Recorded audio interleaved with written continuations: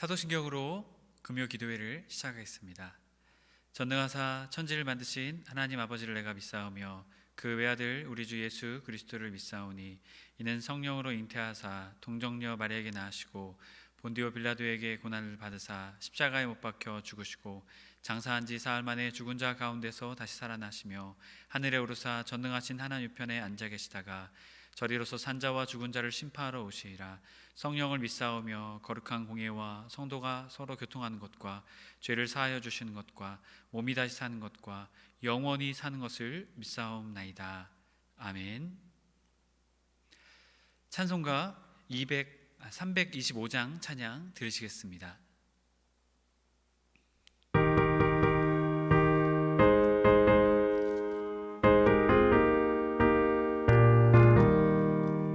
예수가 함께 계시니 시험이 오나 겁없네.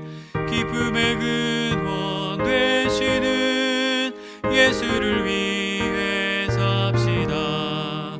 날마다 주를 섬기며 언제나 주를 기리고 그 사랑 안에 살면서 딴 길로 가지 맙시다. 이 세상 사는 동안에 주 이름 전파하면서 무한한 복락 주시는 예수를 위해 삽시다. 날마다 주를 섬기며 언제나 주를 기리고 그 사랑 안에 살면서 딴 길로 가지 맙시다. 이 세상 친구 없어도 예수는 나의 친구니 불의한 일을 버리고 예수를 위해 삽시다. 날마다 주를 섬기며 언제나 주를 기리고 그 사랑 안에 살면서 딴 길로 가지 맙시다. 주께서 심판하실 때 잘했다 칭찬하리니 이러한 상급 받도록 예수를 위해 삽시다. 날마다 주를 섬기며 언제나 주를 기리고 그 사랑 안에 살면서 딴 길로 가지 맙시다. 아멘. 오늘 우리에게 주신 하나님의 말씀은 아모스 4장 1절에서 5절까지의 말씀입니다. 아모스 4장 1절에서 5절까지의 말씀입니다. 다 차신 줄 알고 함께 합독하여 읽도록 하겠습니다. 사마리아의 산에 있는 바산의 암소들아, 이 말을 들으라. 너희는 힘없는 자를 학대하며 가난한 자를 압제하며 가장에게 이르기를 술을 가져다가 우리로 마시게 하라 하는도다. 주 여호와께서 자기의 거룩함을 두고 맹세하시되 때가 너희에게 이를지라. 사람이 갈고리로 너희를 끌어가며 낚시로 너희의 남은 자들도 그리하리라. 너희가 성 무너진 데를 통하여 각기 앞으로 바로 나가서 하르몬에 던져지리라. 여호와의 말씀이니라. 너희는 베델에 가서 범죄하며 길갈에 가서 죄를 더하며 아침마다 너희의 희생을 3일마다 너희의 11조를 드리며 누룩 넣은 것을 불살라 수은제로 드리며 낙헌제를 소리내어 선포하려무나 이스라엘 자손들아, 이것이 너희가 기뻐하는 바니라. 주 여호와의 말씀이니라. 아멘. 오늘 금요기도에 나오신 해림의 모든 성도님들을 주님의 이름으로 간절히 축복합니다. 우리가 함께 서로가 서로를 축복하셨으면 좋겠습니다. 하나님 중심으로 삽시다. 아멘. 하나님 중심으로 사는 사람이 바로 어떠한 사람일까요? 바로 그리스도인들, 바로 우리들입니다. 우리는 우리 중심이 아닌 하나님 중심으로 살아가는 믿음의 사람들입니다. 우리가 지난 시간에 아모스 네 번째 시간으로 하나님은 심판을 숨기지 않으신다라는 제목으로 은혜의 말씀을 나누었습니다. 하나님은 하나님의 심판을 숨기지 않으시고 드러내시고, 또한 하나님께서는 하나님의 심판 앞에 하나님의 자녀들을 모범으로 세우기 원하심을 우리는 깨닫게 되었습니다. 그렇게 우리는 하나님의 심판을 깨닫고 모범이 되는 그리스도인, 하나님의 백성으로 살아갈 것을 나눴습니다. 오늘은 신앙의 중심은 우리 자신이 아닌 하나님 중심이라는 제목으로 은혜의 말씀을 나누고자 합니다. 아모스는 북이스라엘 향해서 두 번째 심판의 메시지를 선포합니다. 지난 시간에 첫 번째 심판의 메시지였다면 오늘은 두 번째, 또한 다음 시간에도 세 번째 심판의 메시지가 이 북이스라엘을 향해서 선포되고 있습니다.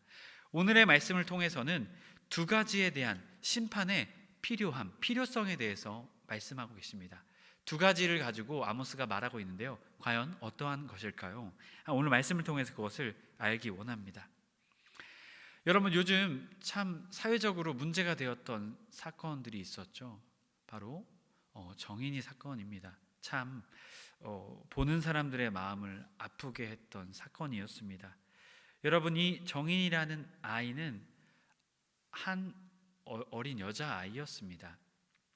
이 어린 여자아이가 가정에서 학대를 당하게 되는 그러한 사건이었죠. 결국 죽음으로써 참 어려움을 당하게 되었던 것을 우리가 언론을 통해서 듣게 되었죠. 그것을 들으면서 참 우리 마음이 아팠던 이유가 무엇입니까? 한 어린아이가 그와 같은 고통과 어려움을 당했다라는 것입니다. 오늘 말씀은 첫 번째로 우리에게 그들은 사회적 약자를 압제했다라는 것을 말하고 있습니다. 1절 말씀, 사마리아의 산에 있는 바산의 암소들아, 이 말을 들으라. 너희는 힘없는 자를 학대하며 가난한 자를 압제하며 가장에게 이르기를 술을 가져다가 우리로 마시게 하라 하는도다 라고 말합니다. 사마리아의 산에 있는 바산의 암소들은 누구일까요?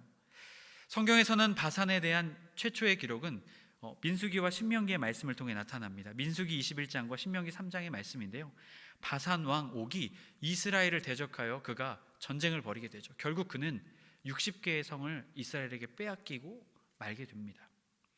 이 바산이라는 지역은 전반적으로 해발 500m에서 700m가 되는 지역에 위치하고 있습니다. 고원지대 북쪽과 동쪽에 거대한 산지로 이루어져 있습니다. 또한 남부에는 곡물을 충분히 재배할 수 있는 비옥한 평원과 풀이 잘 펼쳐져 있었습니다. 그렇게 이곳은 적합한, 아주 이 소를 기르기에 적합한 아주 좋은 곳이었죠. 이곳에서 자란 바산의 암소들은 좋은 장소 덕분에 아주 잘 성장한 소들을 상징하고 의미하는 것을 보여줍니다. 아모스는 이 바산의 암소들을 바로 이 북이스라엘의 지배층을 지칭하며 오늘 말씀을 시작하고 있습니다. 이들은 비옥한 목초지 덕분에 아주 튼실하고 아주 부유한 이 북이스라엘의 부유층을 말하고 있습니다. 당시에 이 북이스라엘은 여러 가지 면에서 아주 전성기를 달리던 시대였다라고 말씀을 통해 설명을 드렸죠. 하지만 이들은 그것에서 멈추지 않았습니다. 이미 많은 부와 많은 것들을 가지고 있었지만 그들은 거기에서 멈추지 않고 이 북이스라엘의 가난한 자들을 압제했습니다. 그들을 학대하고 그들의 것을 착취하였습니다. 당시 북이스라엘은 경제적, 군사적, 영토적으로, 외교적으로도 아주 강성한 시대를 살고 있었습니다. 하지만 그들은 그것에서 만족하지 않았다라는 것입니다. 여러분, 그들은 그럼에도 불구하고 사회 지배층의 하나님의 백성으로서의 사명을 감당하지 않고 자신들이 하고 싶은 대로 했습니다. 여러분, 그들의 이 타락한 모습은 결국 무엇을 말하고 있습니까? 하나님의 정의와 하나님의 그 어떠한 모습도 그들은 나타내고 있지 못했다라는 것입니다. 그들은 사회적으로 악행을, 힘없는 자와 가난한 자들을 압제하였습니다. 힘없는 자의 원어 딸림, 가난한 자의 원어의 에브용, 이 두 단어는, 에브용은 물질적으로 빈곤한 사람에 대해서 말합니다. 하지만 앞에서 말한 이 힘없는 자, 딸림은 더 포괄적인 단어입니다.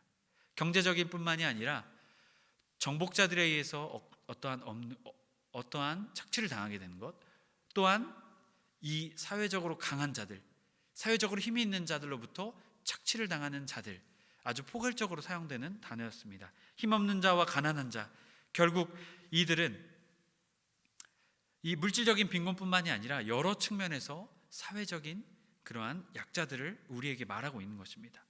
바로 이 북이스라엘의 지배층들은 이러한 아주 물질적으로 어려운 사람들뿐만이 아니라 사회적으로도 약자들을 그들이 압제했다라는 것을 우리에게 말하고 있습니다. 압제하며의 원어 하로체초트, 이 단어의 뜻은 으깨다, 부수다라는 아주 강한 의미를 가지고 있는 단어입니다. 여러분, 이 북이스라엘의 지배층들이 이 사회적인 약자들을 어떻게 압제했다라는 것입니까? 아주 강하게, 아주 깨 부수듯이 그들을 압제하고 착취했다라는 것입니다. 앞선 2장 6절 7절 말씀에서도 이는 그들이 은을 받고 의인을 팔며 신 한 켤레를 받고 가난한 자를 팔며 힘없는 자의 머리를 티끌 먼지 속에 발로 밟고 연약한 자의 길을 굽게 하며 라고 말하고 있죠. 오늘 말씀 1절 말씀에도 너희는 힘없는 자를 학대하며 가난한 자를 압제하며 라고 말하고 있습니다. 여러분, 그렇다면 북이스라엘의 지배층들은 왜 이렇게 했겠습니까? 그것은 그들의 탐욕 때문이었습니다. 욕심 때문이었습니다. 더 가지고 싶고 더 즐기고 싶고 더 누리고 싶었기 때문이죠. 이스라엘 백성이 하나님의 선민이었지만 그들은 단순히 겉으로만 이름뿐인 선민이었습니다. 그들의 삶은 하나님의 백성의 삶이 아니었습니다. 그들은 더 나아가 이방 민족들보다 더 악한 악행을 저질렀습니다. 그래서 하나님이 그들을 초청하셨죠. 너희들이 와서 봐라. 이것이 하나님의 백성의 모습이다라고 하나님께서 이 고발하시는 모습을 우리가 지난 시간의 말씀을 통해 보게 되었습니다. 여러분, 하나님께서 하나님의 백성들에게 원하시는 삶의 모습은 어떠한 모습입니까? 하나님께서는 하나님의 백성들에게 구약 성경의 많은 부분들을 통해서 말씀하셨습니다.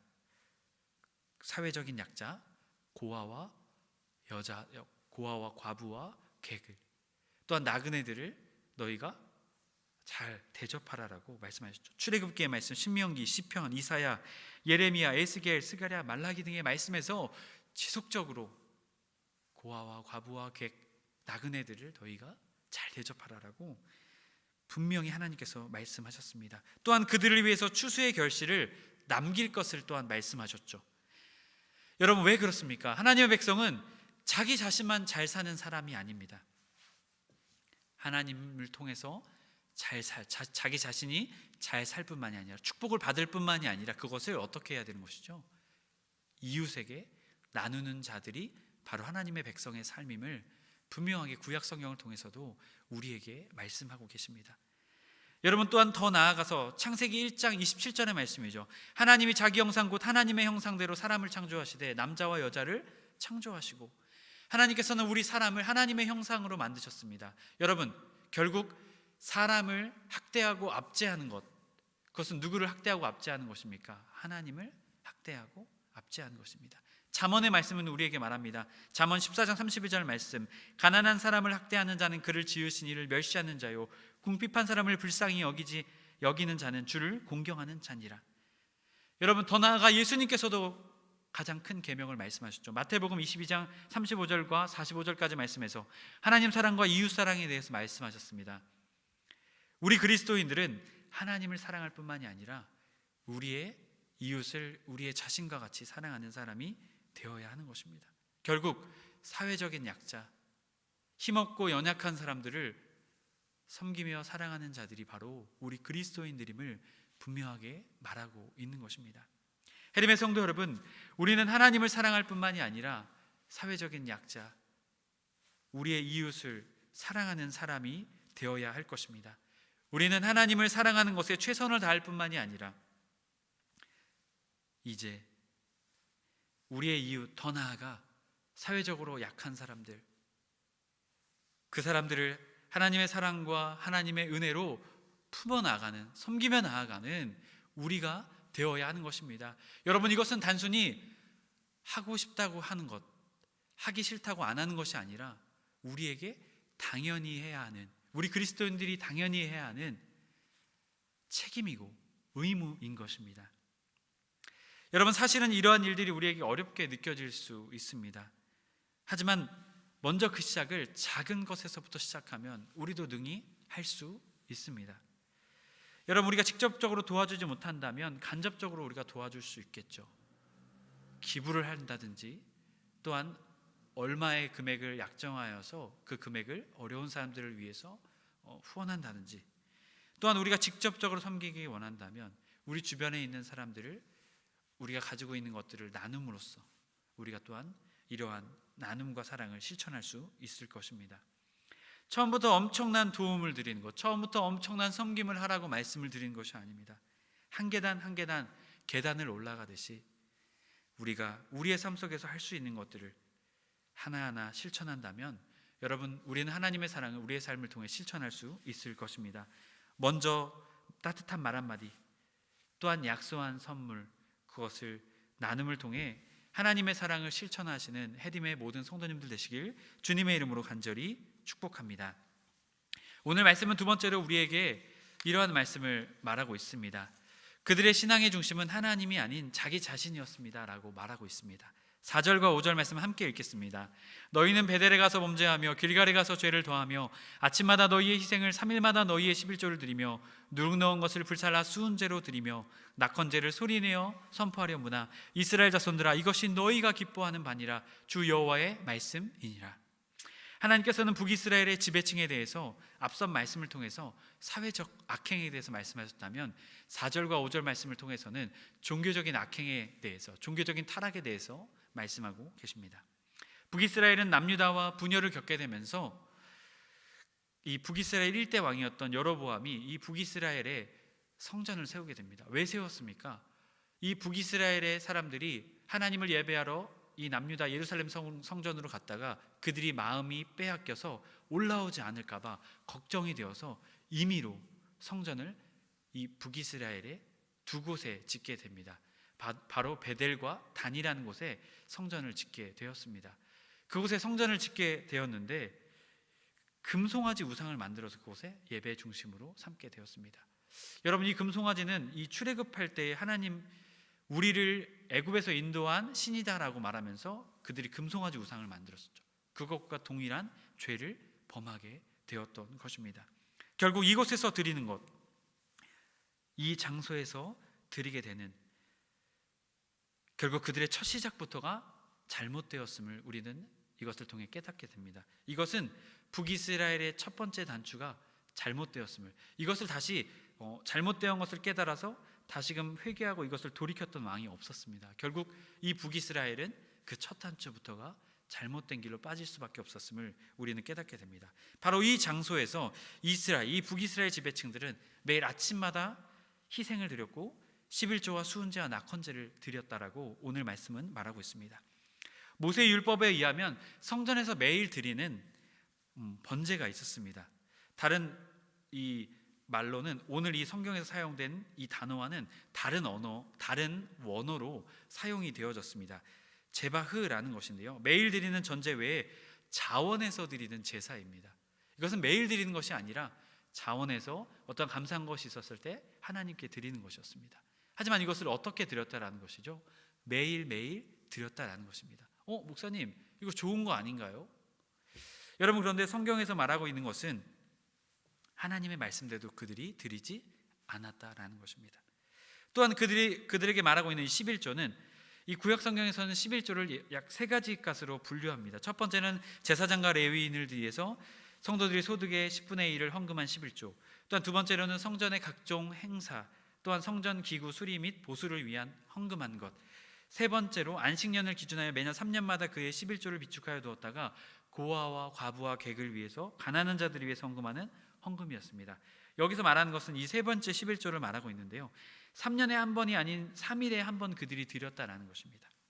또한 그들은 누룩을 섞지 않고 수은제로 드려야 했음에도 불구하고 그들은 누룩을 섞어서 드렸습니다. 또한 조용히 낙헌제를 드렸음에도 불구하고 그들은 조용히 드리지 않고 선포하며 드렸습니다. 여러분, 이것은 결국 무엇을 우리에게 말하고 있는 것입니까? 하나님의 율법, 하나님의 말씀대로 그들이 하나님께 예배했다라는 것이 아닙니다. 자기들이 하고 싶은 대로 했다라는 것이죠. 여러분, 이것은 어떠한 모습입니까? 하나님의 말씀대로 행하지 않고 자기들이 하고 싶은 대로 했다라는 것입니다. 결국 그들은 종교적인 악행과 타락의 모습을 보여주게 되는 것입니다. 즉, 그들은 하나님의 말씀대로, 하나님의 율법대로, 하나님의 뜻대로 드린 것이 아니라 자기 자신의 만족대로, 자기 자신이 원하는 대로 하나님께 드렸다라는 것입니다. 이들은 하나님께 정상적인 예배, 겉모습은 정상적인 것 같았지만 그들의 마음의 중심에는 정상이 아니라 비정상, 하나님이 아닌 자기 자신의 종교적인 만족이 그들의 마음 가운데 중심에 있었다라는 것입니다. 5절 후반절의 말씀, 이스라엘 자손들아 이것이 너희가 기뻐하는 반이라. 누가 기뻐한다고요? 너희가 기뻐한다라는 것이죠.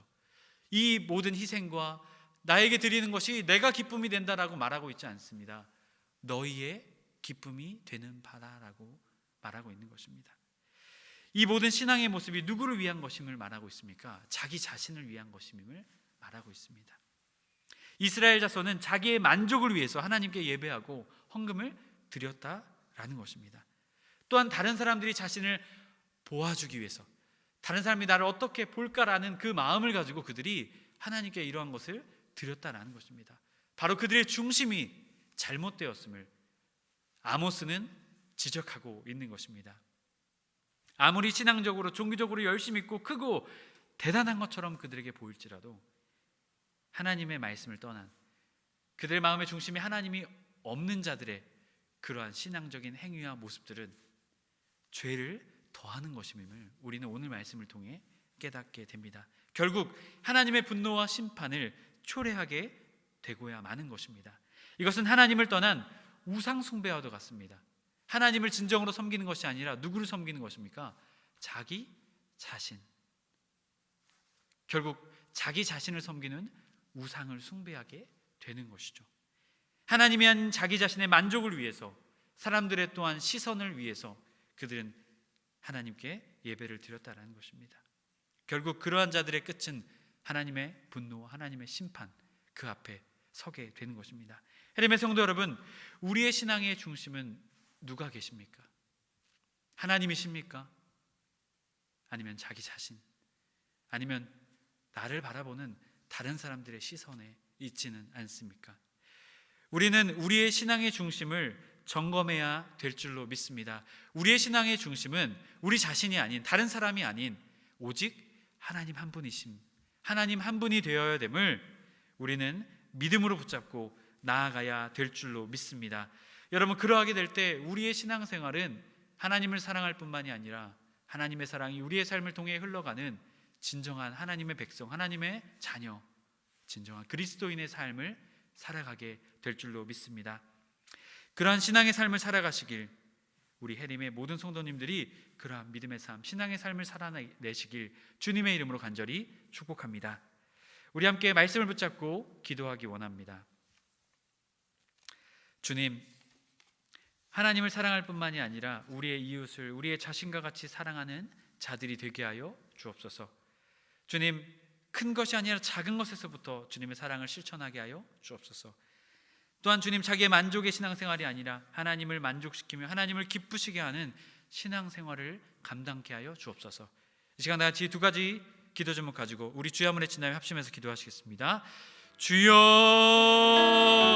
하나님 아버지 역사해 주옵소서. 주님, 우리의 신앙생활이 하나님을 사랑하는 것에서 멈추는 것이 아니라 우리에게 맡겨주신 우리의 이웃을 우리의 자신과 같이 우리를 사랑하시는 그 하나님의 사랑을 가지고 우리의 이웃을 섬기며 사랑하며 실천케 하여 주시옵소서.